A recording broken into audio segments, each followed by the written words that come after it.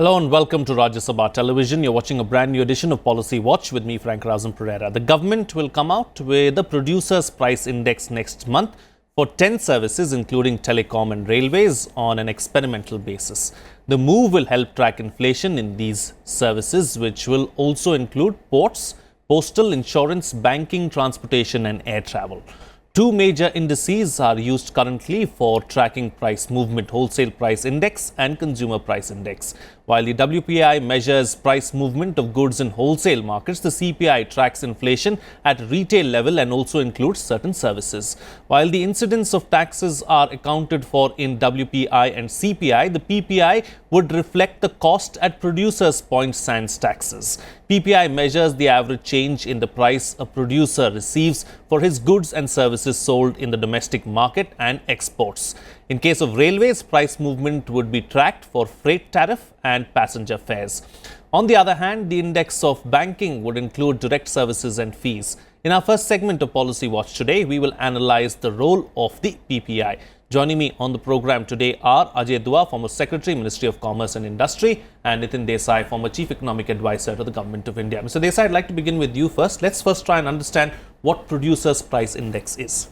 Let's start with an easy example. Let's say an agricultural good. In an agricultural good, the price the farmer receives is what we would call the producer price. The price which you and I pay from the rediwala or the market is what we will call a consumer price. And the wholesale price is the one in between, which is the price which prevails when the stuff is traded by traders, let's say in Subsidy Mandi, in Okhla Subsidy Mandi or wherever. So that's fairly clear, that there's a clear distinction between the price which the farmer receives, the price which you and I pay, and the price in the middle, which is the wholesale price index. So I think in a commodity, it's relatively straightforward. Second, you always get a distinction between producer price. Even in a case where you don't have such wholesale markets, there's a more or less direct relationship between the producer and the buyer, which is certainly true in certain commodities. You say that perhaps the main difference may come from tax rather than the intermediation margins. If the producer sells very directly to somebody. Now they are trying to do this for services.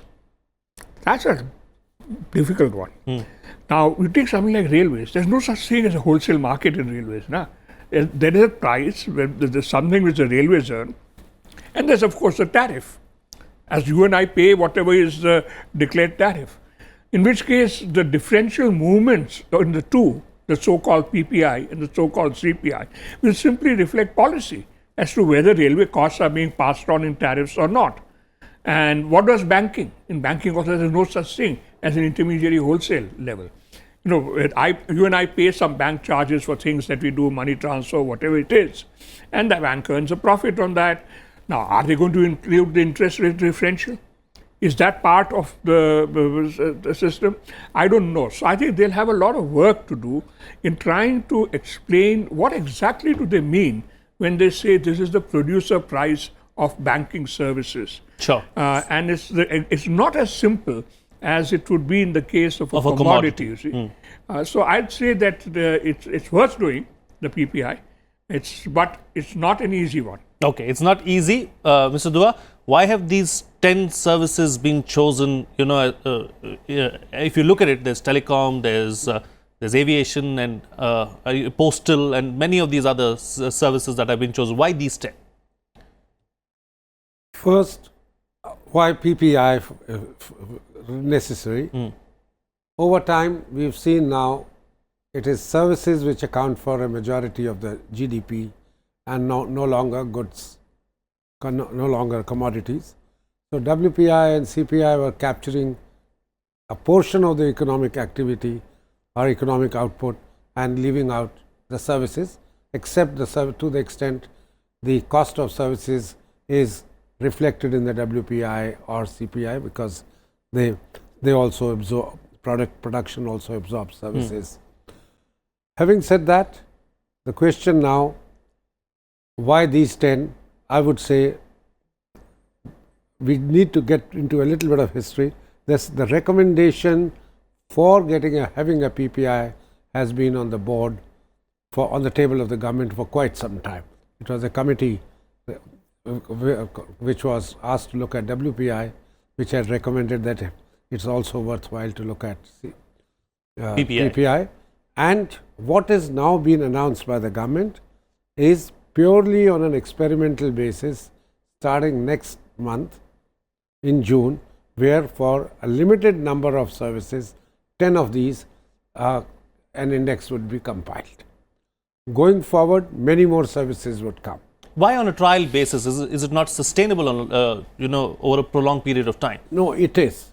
But as was just pointed out by Dr. Desai, we are for the first time going to be facing hands-on experience would be acquired on the issues which hitherto we were grappling only with commodities.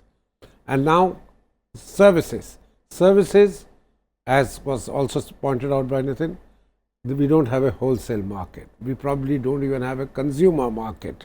A lot of these services are not traded the way goods were being traded. Producers in some of these are straightforward monopolists, particularly say railways, postal service.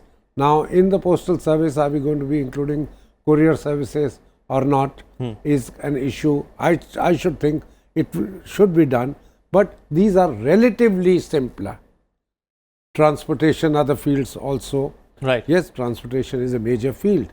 It will probably include truckers as well. So that is where some challenge would be there.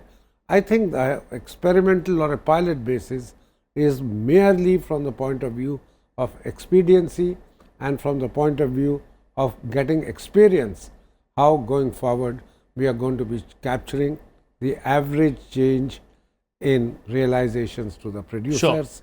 And I would say it's a good beginning. Right. Yes, Mr. Desai. Yeah, I think basically the CPI does include some services. Yeah, a few. So, in a sense, at a consumer end, you can ask a question. Are you spending more on dispatching your letters this year than you were doing last year? You can certainly ask a question like that. Maybe if you include, say, courier services and so on. Then questions of that sort are asked. What I think the government wants to do is to say that, and as Ajay also pointed out, to a certain extent, the cost of services, if they are going up, transport costs are going up, it will get reflected in the wholesale price and consumer price. It will get reflected in the products which are being transported. And if so, that would certainly be, to some extent, that reflected. But in a sense, we cannot get to grips with any independent inflationary pressure which is arising in 60% of the economy. Remember, what they are covering is what I would call commercial services. Yes. Services which are priced, where there is a market, where people go, you and I pay for something. I think the challenge is there. I welcome this because conceptually, as an economist, producer price makes sense, consumer price makes sense, wholesale prices is neither fish nor fowl. Yeah. We don't know what it is measuring. Is it measuring the pressure on the consumer or is it measuring the pressure on the producer? We're not at all clear as to what it really is measuring. So it's good to have a CPI, it's good to have a PPI. It gives you a better sense of where are the pressures coming from. For instance, if the PPI is not going up, but the CPI is, then you know that the problem is more from the demand end. Right. So in that sense, there is a great merit in doing something like this, and I hope that over time, our very good statisticians, we can look at the economy more holistically this way. We will is be what able to you're look at it, understand it better, and as Ajay says, 60% of the economy is not commodities. It is services. Of course, a lot of them are public services, and as he says, many of them are monopolies. So you also have to understand better what you are going to measure, other than the operations of the railways and the postal department. Right. Is there a scope to widen the net of the PPI going forward, Mr. Dua? Because right now, of course, it's on an experiment basis or a pilot basis. Can we widen the net? Of course, and it will be necessary. If we are going to be putting aside any importance or significance to the PPI, it cannot be merely on just 10 services. 10 services might be representative of what Nitin is called commercial services, which you pay for straightforward and there are producers for it.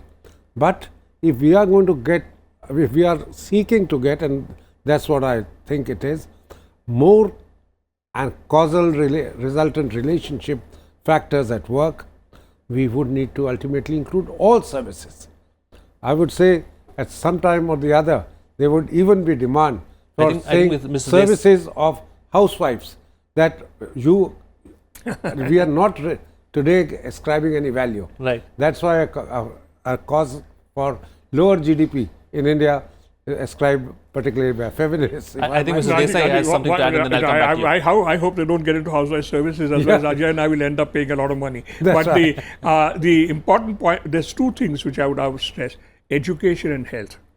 Now, these are services which are fast getting commercialized, and they do impact a great deal on people. And I do believe here there are issues of producer prices going up faster than they ought to, or something, more than what their own costs would reflect. There may be issues of that nature. And I think it is becoming a bigger and bigger part of the economy and of people's budget. So if I had to make a recommendation, I would say, initially, don't worry too much about the government services, Like, postal department and railways we have their accounts, we know what's happening at the revenue end and at the cost end. Right. But I think on the education and health is an area where I hope they begin to make a serious move at assessing what actually is the price pressures on consumers and on producers. We don't have either right now. Right. Mr. Dua, what is it that we would like to achieve from this experiment, and how long do you think that this experiment is going to last? I wouldn't be surprised, to answer the second part first, that this could go on for a year or a bit longer. There could be half a dozen or more such experimentation. Is it going to be a learn as you go process? Absolutely, and rightly so. I don't think once we are making a change, and change is going to be at various points, including collection of data, choosing samples, making sure that you have a network for collecting data, processing data, and then giving data the weightages which these services occupy in the scheme of entire production of services as well as in the GDP. Right. So I would think that it should not be unduly long, otherwise people will start, giving, the interest would start waning. But anything from 12 to 18 months would be a reasonable period for us to arrive at a workable, useful PPI, and in that, as we go along, segments of services could be added. Sure. For instance, a sector after transportation, which is huge in this, is the hospitality industry. The question arises, hospitality in the formal sector only, or are we also looking at the dhabas, restaurants, which may not be exactly, or chaiwalas, who exactly may not be today getting counted other than by estimation. Sure. So there are challenges, but I think it's well worth it, because we need to very often point out or get to why is a particular level of inflation taking place, not merely by guess, but with 60% or 60% of the economy based on services, which of the services is causing it, what kind of policy support or programs are necessary. We need to be more accurate, is what you're suggesting. Absolutely. Okay. And proactive in making sure that we are able to handle those issues in a somewhat more definitive manner rather than merely by guesswork. Okay, all right. On that note, then, we'll have to call it a wrap on this segment of Policy Watch. I'd like to thank both my guests for joining me on the program and putting things into perspective for us. On that note, it's time for a short break. On the other side, we will discuss the woes of the sugarcane farmers and the sector. Stay tuned. We'll be right back.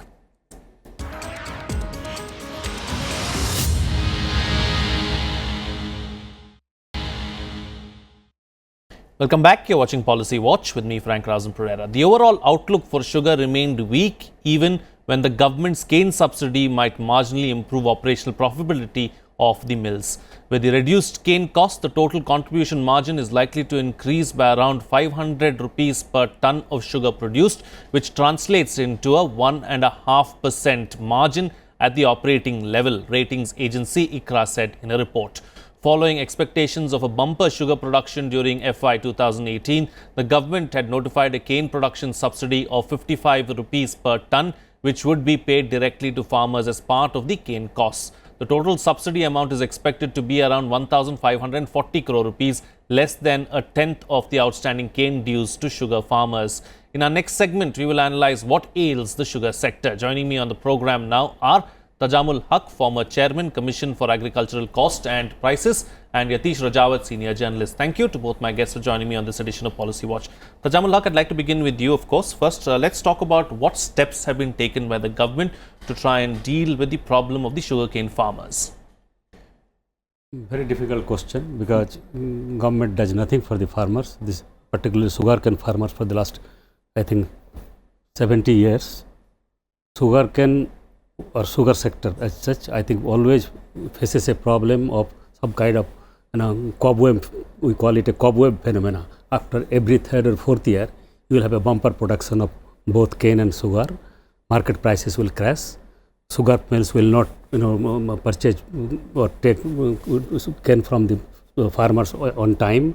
There will be delay in that process in harvesting of sugar cane and sowing of your wheat next crop, and farmers really cry for help, and then this is the kind of help which government thinks can do a lot. It will not do a good, that kind of significant impact in the sense of giving relief to the farmers. Second thing is that we fix FRP, fair and remunerative prices, at the central level, and the state government has SAP in most of the several states, including Uttar Pradesh, which is the greatest sufferer actually. Out of 20,000 crores of areas, 11,000 crores is only from UP. So UP farmers suffer most in that sense. So what I am saying, that this kind of relief would be a relief, no doubt there is some relief, but then this does not help stabilize the production system of sugar or sugarcane, for which there should have been a different policy package. Nobody thought it very seriously historically. I suggested actually in 2007-8 itself that our production system should be such that it should be flexible, in the sense when you need more of sugar production in view of the fact that sugar prices are high, you produce more sugar, and when the international oil prices are more, then you produce more of ethanol. So 60-40 ratio or 80-20 ratio or 70-30 ratio, whatever is needed. Why have we failed to do that? This is a hopeless kind of thing. In fact, I say hopeless because I have been discussing with the oil ministry in those days also, and even though currently we have a very good minister in this cabinet, Nitin Gadkari personally takes a lot of interest, and he has said several times that we need to produce more ethanol, mix more ethanol in the well, and then so that we can overcome this kind of crisis which farmers faces frequently. But some improvement is there. I don't say improvement is not there now. But a lot more needs to be done, is what you're suggesting. Yatish, Rajawat, what ails the sugar sector in our country today, and what needs to be done to bail out the farmers and the millers? Big question, Frank, very big question, because this is one problem wherein which has been partly created by the government, because at one end you're controlling the price of the input, which is the sugarcane, and at the other end you're also controlling the price of the output, the sugar itself. Plus you have controls over export, import, and all of this is done by some bright young bureaucrat sitting in air-conditioned office in the government, who's far removed from the reality of the real world or the world in the field. So as a result, there has been a very entrenched lobby of companies which have become dependent on the government for subsidy, and which tends to inflate the so-called CS, the price that at which it is profitable. Every year, either the crop is bad or good, it does not matter. This is one industry in which the farmer is given payment 1 year after they have sold the crop. So that means that what farmers will get now is for the crop that they sold last year. It's been a 1 year gap, so to say. So the poorest part of the supply chain carries the burden of the highest credit. It is, so the whole structure of the industry has been distorted to such an extent that it is almost irretrievable for it to function economically well. Therefore, every year, the government steps in, it changes policy, it gives enormous power to a few people in the government and surrounding the government who benefit from sudden change in policy. Like for instance, now they have banned all import. They have also taken off duties on export. They have asked sugar mills to keep negative stocks. Okay. Now this, a few people know about that this policy is going to happen now. So they plan their stocks, inventories accordingly. They don't lose because of the change in policy. Sure. So basically the rich keep getting richer and the poor keep getting poorer. The farmer always bears the brunt of all these policies. Sure. And in spite of the fact that the sugarcane farmer is a very strong lobby, but the way when he comes to argue his point that I'm not getting a remunerated price or find me a better system, the entrenched sugar companies lobby prevents from any proper market oriented system to function. So the bigger lobby or the stronger lobby wins at the end of the day. Sure. Yes. Tajamul Haque, as far as the problem itself is concerned, very clearly we've established that it's a big problem. Sugarcane is also a very high water density crop, and the kind of water problems that we have in this country, do you believe that sugarcane farmers should start moving to some other crops? I think so. In fact, sugarcane, as you rightly said, sugarcane, paddy, some of these crops are highly water intensive and water consuming, and in areas where it is grown, particularly say West Delhi, Western UP and Punjab, Haryana, all these areas have very low level of groundwater, and already people say that some of the areas are in the red zone. In the next years to come, maybe this will all be desert kind of thing. So I think one has to take a serious note of this situation. But who takes the initiative? Is it the farmer himself? Do you need government assistance? What is it really? No, it is again what farmers do is that whenever the market prices for cane like this, when the sugar mills pay a little higher price than what it was last year, they produce more, and then once they produce more, the sugar mills also produce more sugar. Market prices crash. Then sugar, as I said, this is a cycle kind of. It's a vicious cycle. Vicious cycle. Yes. This vicious cycle has to be broken through a proper policy, and that proper policy is missing as of today. And proper policy means we should have large sugar mills complex which will produce ethanol, sugar, depending on the market at that particular moment, and that should be flexible. It is not that it is a static kind of system as we have in Brazil. Brazil does that exactly, and then they never face this kind of crisis. So it is the government at the end of the day that can break this vicious cycle and put things into order.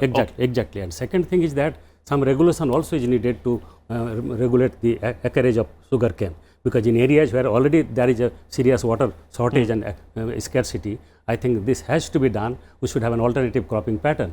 But then farmers will not immediately switch over to that unless they get a good equivalent profit from the alternative crop. And that does not always happen for various regions. So things again can be changed if you have a proper production planning, cluster approach as the government says for some of the high value crops. If those are taken up as an alternative cropping system, integrated farming system which can offer better remuneration or income for the farmers, probably that will work. And for that again you need proper market integration, proper supply chain. Those things are not happening as of today for various regions. Everything needs to fall in place, and we need a holistic approach to ensure that everything falls in place is what you're suggesting. Yatish, there's a lot of talk about cess as well. What's happening on that front, and how is it going to help or not help really?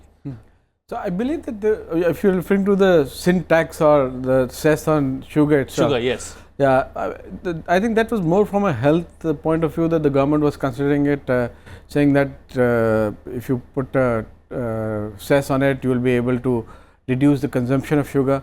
But in an environment where the production of sugar is already at a record high of something like 337 lakh metric ton, I don't think so that cess would actually function.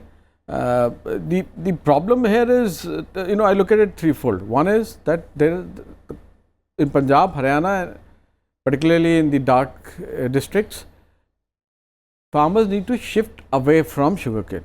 To shift away, they need to be offered an alternative that they can accept. This is not easy. In case of pulses, government has been successful in shifting farmers away from rice and wheat to pulses by offering a higher incentive in terms of pricing. So it is the price which moves the farmer to shift. But in case of sugarcane, to shift him to another crop, which crop will that be? That crop needs to be identified, and it needs to be a less water using crop, one. Second, it has to be more remunerative than sugarcane. That means the onus of responsibility would again fall on the government. So then the government will become the buyer then, which government has been consciously shying away from, right, because it has both a budget impact and a stocking impact. So this is not a problem that can be solved in a jiffy. I mean, different areas will need different crops and different, because there are different agroclimatic zones, therefore different crops will have to be tested. But certainly in areas where it has become a water table has fallen to an extent, farmers can be dissuaded by levying a penalty, right, in terms of a lower price on the sugarcane that the mill will have to pay them, because but then again both the mill and those things will close down, which again has an impact on the local economy, which means that a consolidation of these mills, as Haque was suggesting, needs to happen, which is again a political issue, because most of these mills in turn are owned by political families. Yeah. Yeah. So we are back into that incestuous circle of one hand feeding the other, and the blind man passing the. Talking about hands, clearly hand holding is required as far as the farmers also are concerned, if you are going to take the sugarcane sector and the sugarcane farmers forward. On that note, it's a wrap on this edition of Policy Watch. I'd like to thank both my guests for joining me on the program and putting things into perspective for us. You can share your feedback with us as well. Our email ID is policywatch.feedback@gmail.com. You can also tweet to us using our Twitter handles @FRP09 and @Rajya Sabha TV. That's it from me. See you again next time.